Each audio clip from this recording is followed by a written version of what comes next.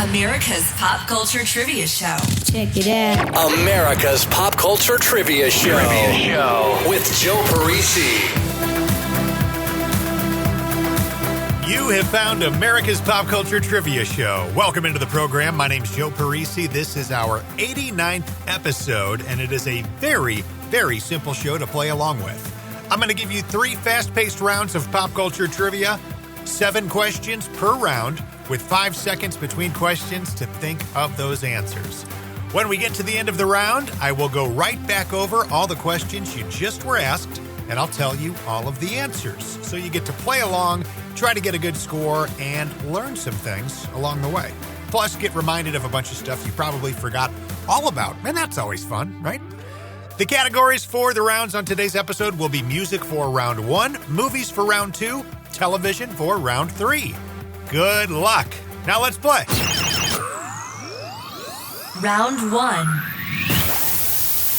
Round 1, music.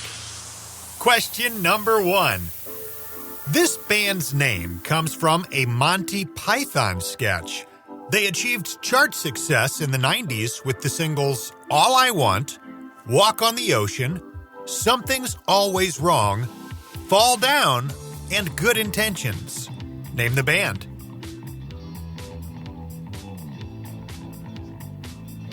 Question 2. A fictional character created by David Bowie that served as his alter ego during 1972 and 1973. Name the character.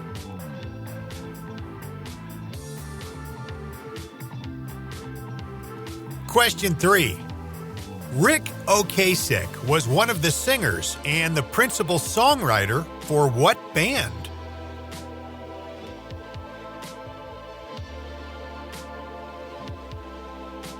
Question 4. Al Jardine and Mike Love were original members and co-founders of what band?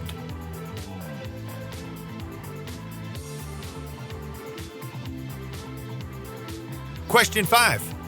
Change the World, My Father's Eyes, and Tears in Heaven were all hits in the 90s for what artist?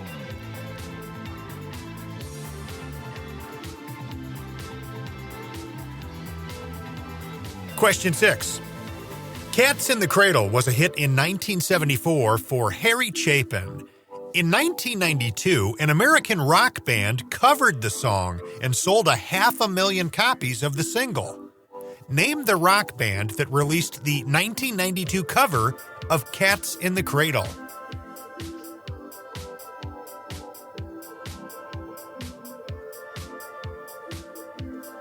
And question 7. From their album Hard or Smooth, this hip-hop group had a huge hit in 1992 with a song called Rump Shaker. Name the group.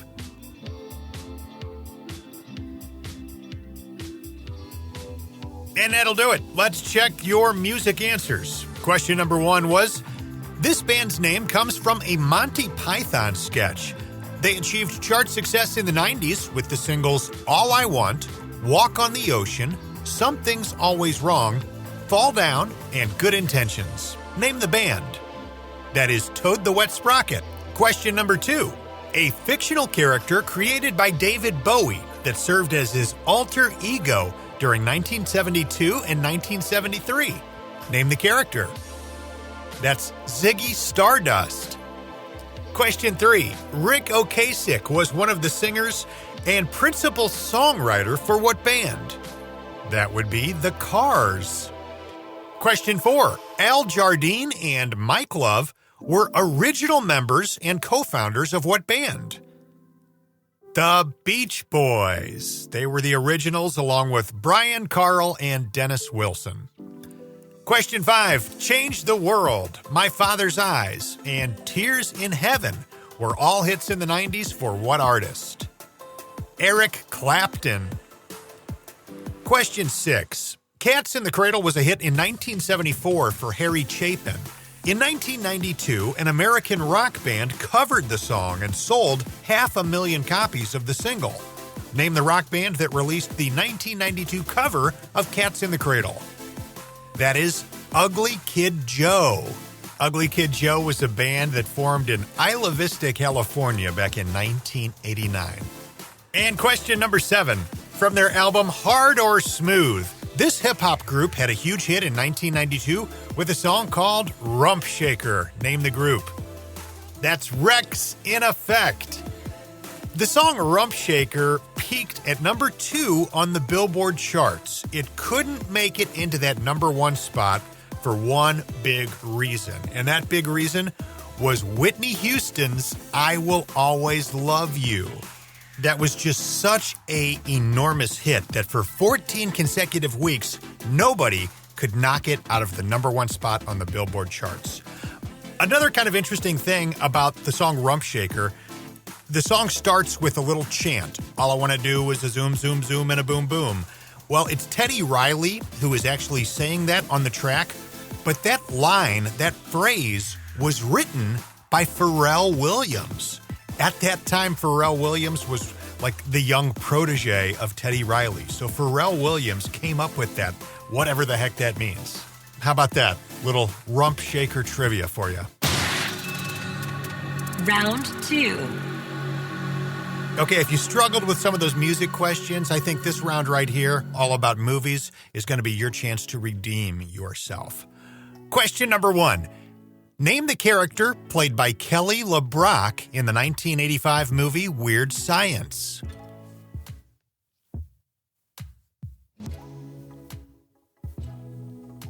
Question 2. Name the actor who played Lucas in the 1986 teen movie Lucas.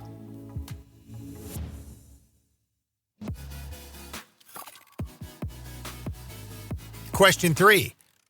This actor gave us an iconic performance in 1982 when he played Jeff Spicoli in the movie Fast Times at Ridgemont High. Name the actor.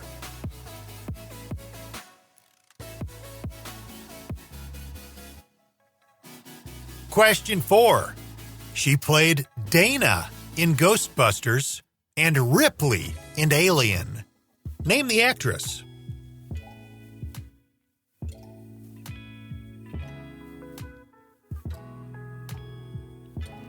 Question 5. This hip-hop duo starred in the House Party films of the 90s and a 1992 teen comedy called Class Act. Name the hip-hop duo.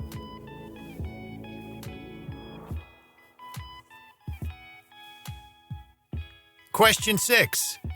Name the actress who in 1987 played Chris, the babysitter, in Adventures in Babysitting. And question 7. A 1995 post-apocalyptic action film starring Kevin Costner and revolving around how the world must now operate since the polar ice cap has completely melted and nearly all of the Earth is covered in water. It was the most expensive film ever made at that time, costing over $170 million to produce. Name the film.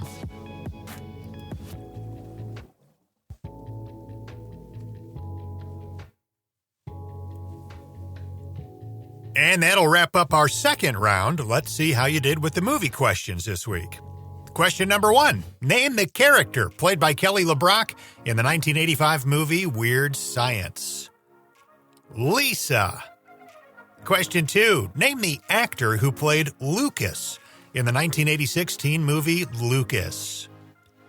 That's Corey Haim, the Hamster. Question 3. This actor gave us an iconic performance in 1982 when he played Jeff Spicoli in the movie Fast Times at Ridgemont High. Name the actor. That's Sean Penn. Question 4. She played Dana in Ghostbusters and Ripley in Alien. Name the actress. Sigourney Weaver. Question 5.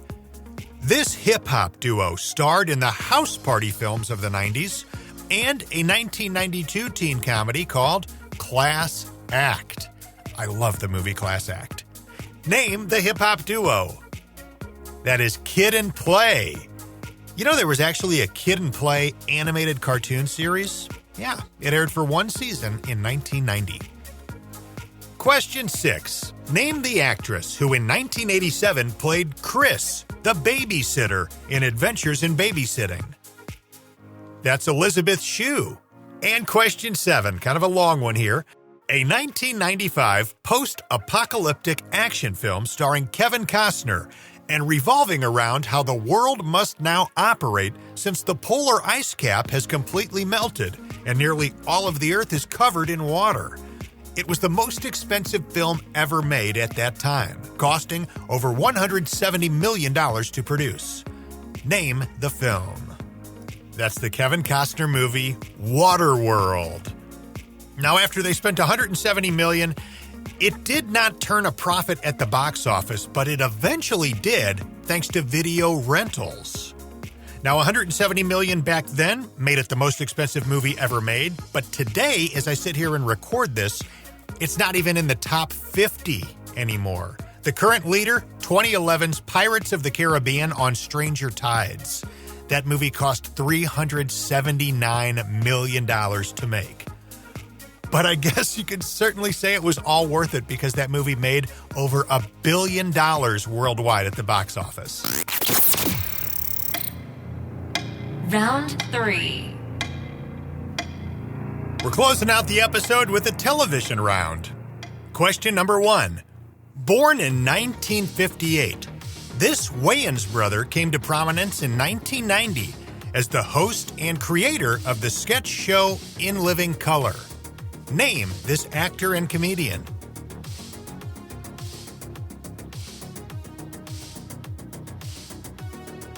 Question 2.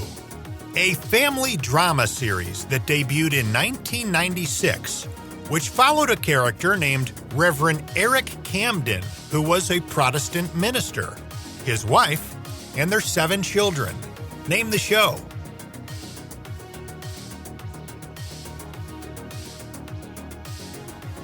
Question 3. A sitcom that ran from 1996 till 2001 about 4 extraterrestrials on an expedition to Earth, which they considered to be a very insignificant planet. The extraterrestrials pose as a human family to observe the behavior of human beings. John Lithgow, Kristen Johnston, French Stewart, and Joseph Gordon-Levitt starred. Name the show.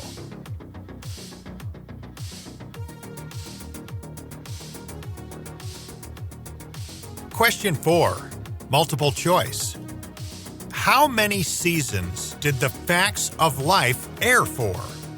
Was it 2 seasons, 5 seasons, or 9 seasons?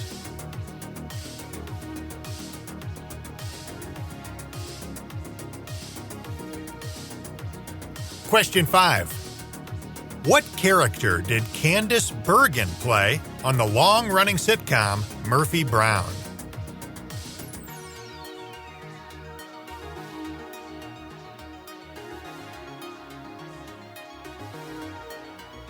Question 6.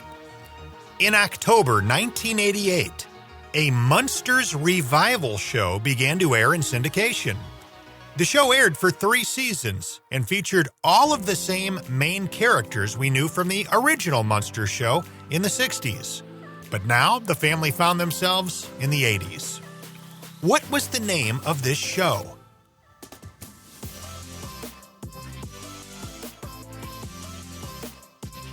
And question 7.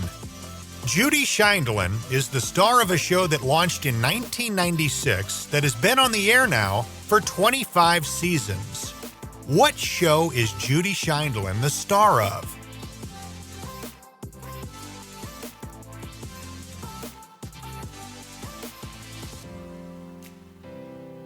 All right, guys, let's check these last 7 answers and see how you finished up. Question number 1. Born in 1958, this Wayans brother came to prominence in 1990 as the host and creator of the sketch show In Living Color. Name this actor and comedian. That is Keenan Ivory Wayans. Question 2. A family drama series that debuted in 1996, which followed a character named Reverend Eric Camden, who was a Protestant minister. Also his wife and their 7 children. Name the show. Seventh Heaven. Question 3. A sitcom that ran from 1996 to 2001 about 4 extraterrestrials on an expedition to Earth, which they considered to be a very insignificant planet. The extraterrestrials posed as a human family to observe the behavior of human beings. John Lithgow, Kristen Johnston, French Stewart, and Joseph Gordon-Levitt starred. Name the show. That's Third Rock from the Sun. Question 4. Multiple choice. How many seasons did The Facts of Life air for? Your choices were 2 seasons, 5 seasons, or 9 seasons. The answer is 9 seasons. The Facts of Life aired from 1979 all the way up to 1988, a total of 201 episodes. The characters Blair, Natalie, and Tootie were the only 3 that appeared in all 9 seasons. Question 5. What character did Candice Bergen play on the long-running sitcom Murphy Brown? Kind of a trick question. She played Murphy Brown. Question 6. In October 1988, a Munsters revival show began to air in syndication. The show aired for 3 seasons and featured all of the same main characters we knew from the original Munsters show in the 60s. But now the family found themselves in the 80s. What was the name of this show? The Munsters Today. And question 7. Judy Scheindlin is the star of a show that launched in 1996 and has been on the air now for 25 seasons. What show is Judy Scheindlin the star of? The answer is Judge Judy. So I was curious how that show worked, and this is what I was able to gather from the internet. This could be a little bit off, but this is what I've read. If you go on the Judge Judy show and you win your case, the show pays your settlement. Not the person you're in court against. The show actually pays it up to $5,000. That's their limit. They also pay travel and hotel for the people who appear on the show, and they give them a little bit of an appearance fee, which is apparently somewhere between $100 and $500. Different people have said different things happened to them when they were on the show.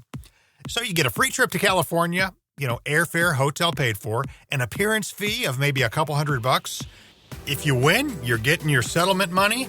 If you lose, they're taking care of paying the other person the settlement money. So not a bad deal if you're okay with the chance of getting completely humiliated on television. What price tag do you put on that risk? Think about that. This is episode number 89 of America's Pop Culture Trivia Show. Thanks, guys, for playing along. I love putting these questions together and piecing these shows together for you guys. If you could do me a favor, go on to Apple Podcasts or wherever you listen to these shows from and leave the show a rating and review. It helps other people find the show more easily, and I so greatly appreciate it. That's all I ask. If you'd ever like to reach out, I'm all over social media. Just search for Joe Parisi on Instagram at Joe Parisi VO. And for any type of professional inquiries, you need somebody to host your upcoming trivia night event, I do that stuff all over the place. You can reach me through my website, joeparisivoiceover.com. Thank you so much, guys. I'll talk to you soon. America's Pop Culture Trivia Show with Joe Parisi.